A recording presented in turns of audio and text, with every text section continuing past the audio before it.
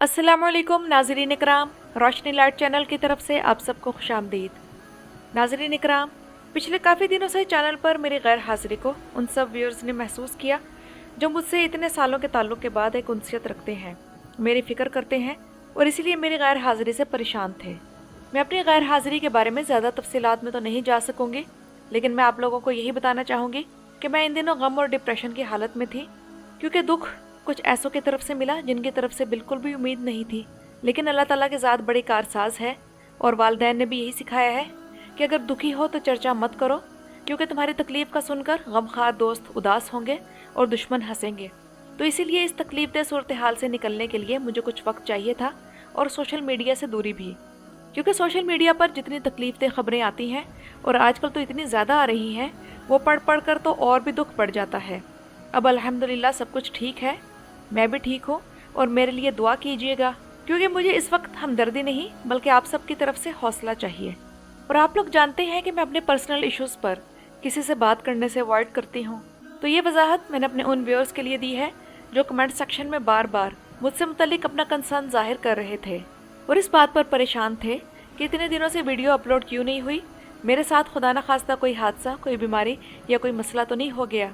तो उन सब की तसल्ली के लिए मैंने ये वजाहत दी है। अब आइए चलते हैं नाज़रीन इकराम आज की वीडियो की तरफ, जो ओरहान सीरीज़ के बारे में है, या आप इसे कुरुलिश ओरहान भी कह सकते हैं, क्योंकि अब तो इस सीरीज़ के बारे में कंफर्म हो चुका है कि इस सीरीज़ का नाम कुरुलिश ओरहान होगा।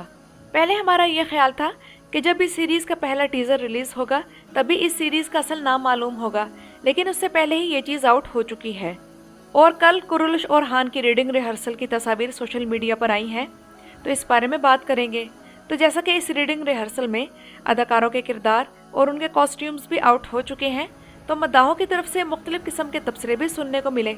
मिसाल के तौर पर गोंचा को देखकर वाज़े तौर पर महसूस हुआ कि उसने अपनी आईब्रो लिफ्टिंग करवाई है, इसके अलावा आईब्रो टैटू भी बनवाया है। और सबसे इंटरेस्टिंग बात तो हमारे लिए ये है कि आने वाले सीज़न में 10 साल का टाइम जंप होगा, तो इस दौरान कई कबीले की औरतें खेमों में ही रहीं, लेकिन गोंचा ने इस दौरान लिप फिलर्स भी करवा लिए और इसीलिए इसके चेहरे की लुक बिल्कुल बदली हुई लग रही है। और दूसरी अजीब बात यह है कि अगर 10 साल का टाइम जंप है तो ओरहान की लुक तो बिल्कुल भी नहीं बदली, लेकिन उस्मान तकरीबन 30 साल बूढ़ा हो चुका है। और इसी तरह नई मलहुन भी, जो किसी को भी अच्छी नहीं लग रही। लेकिन जदीद दौर की बुराइयों में से एक ये भी बुराई है कि बढ़ती उम्र को एक ऐब समझा जाता है और एज शेमिंग की जाती है। हालांकि ये तो एक नेचुरल फिनोमिनन है और हर किसी की उम्र बढ़ रही है, लेकिन मॉडर्न मेडिकल टेक्निक्स की मदद से हर तरफ यही कोशिश हो रही है कि कॉस्मेटिक सर्जरी के ज़रिए बढ़ती उम्र को छुपाया जाए और दूसरों को झुर्रियों और लटकती खाल का ताना दिया जाए, जिस पर किसी का भी बस नहीं। बुरहान और जैर कोताई की तरफ आए तो इस तस्वीर में वो दोनों उदास नजर आए। यकीनन वो हमारी तरह बुराक ओज़विद को मिस कर रहे होंगे और तमाम पिछली कास्ट को भी। जाहिर सी बात है कि 6 साल तक हीरो की सीट पर एक ही शख्स को देख देख कर अब उसकी कमी तो महसूस होगी ही। और बुराक ओज़विद किसको नहीं याद आएगा, जो कि उस्मान के किरदार के लिए बेस्ट ऑप्शन था। और बाला खातून किसे भूल सकती है। और इन दोनों की स्टोरी हम 6 साल से देख रहे थे और अब ये है ही नहीं। और इसके अलावा ना ही पिछला ओरहान है और ना ही पहले सी होलोफिरा। लेकिन मर्द याज़चीओग्लो और मुहासिन मुराबत की ये नई जोड़ी भी अच्छी लग रही है। और मैं इसके अलावा मर्द याज़चीओग्लो पर कोई तबसरा नहीं करूँगी कि मर्द को एमरे बे के टाइम वाले पुराने कपड़े दिए गए हैं, जबकि बाकी तमाम कास्ट के नए कपड़े हैं। और इस नई कास्ट को एक मौका देना चाहिए कि महमद बोजदै की पटारी में हमारे लिए क्या नया है। और इस सीरीज़ में अगर जैर कोताई है तो इसका मतलब है कि गाज़ी आल्प भी होगा। लेकिन बुरहान और जैर कोताई के सिर्फ बाल थोड़े से सफ़ेद करने से बात नहीं बनेगी, इनके चेहरे पर थोड़ी सी झुर्रियाँ भी होनी चाहिए थी ताकि ये उस्मान बे के एज फेलो लगते।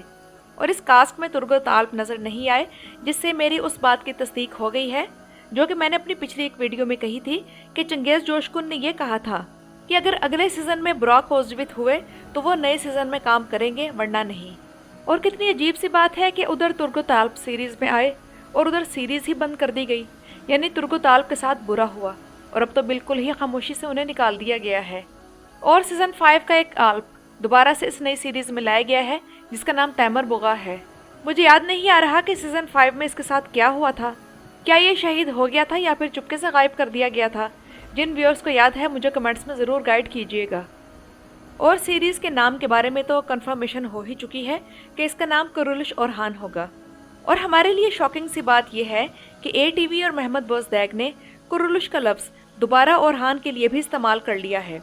حالانکہ اورحان کو نئی شناخت ملنی چاہیے تھی، لیکن اس کی وجہ میں پہلے بھی آپ لوگوں کو بتا چکی ہوں کہ اے ٹی وی یا محمد بوزدیگ ابھی نیا نام رکھنے کا رسک نہیں لے سکتے،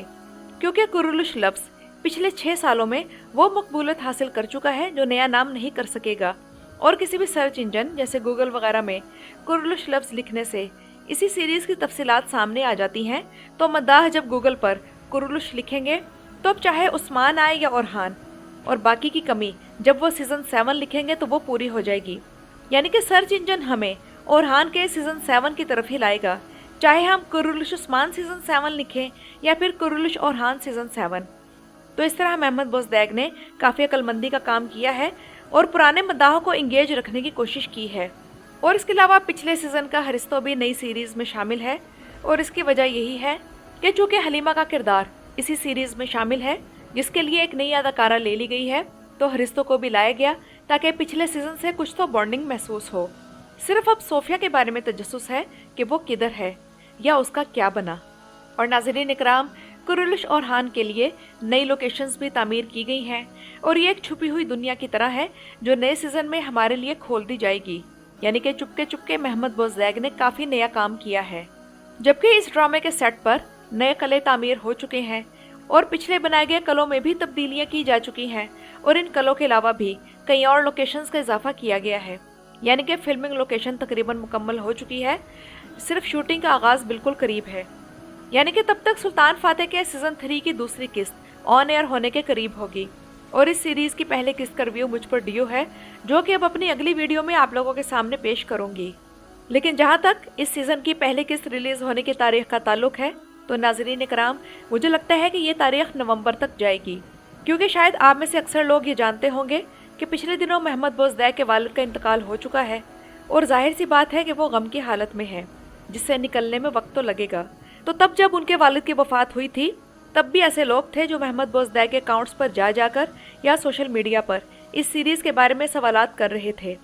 تو اس حوالے سے محمد بوزدیگ پر رحم کرنا چاہیے تھا، کیونکہ اپنے والد کو کھونا اتنا آسان نہیں ہے، انسان کو سنبھلنے میں وقت لگتا ہے، تو اب اس حساب سے اس سیریز کے حوالے سے ہر پلاننگ لیٹ ہو جائے گی اور نومبر آ جائے گا۔ ویسے بھی نومبر کے مہینے کو کرولش سے ایک خاص مناسبت ہے، کیونکہ 20 نومبر 2019 کو کرولش عثمان کی پہلی قسط ریلیز ہوئی تھی۔ تو ناظرین اکرام، یہ تو تھی میری آج کی ویڈیو۔ اپنی رائے کا اظہار کمنٹس میں ضرور کیجیے گا، اور نئے اداکاروں کے کرداروں اور ان کے کاسٹیومز کے بارے میں آپ لوگوں کی کیا رائے ہے مجھے کمنٹس میں ضرور بتائیے گا۔ میری ویڈیو دیکھنے کا شکریہ۔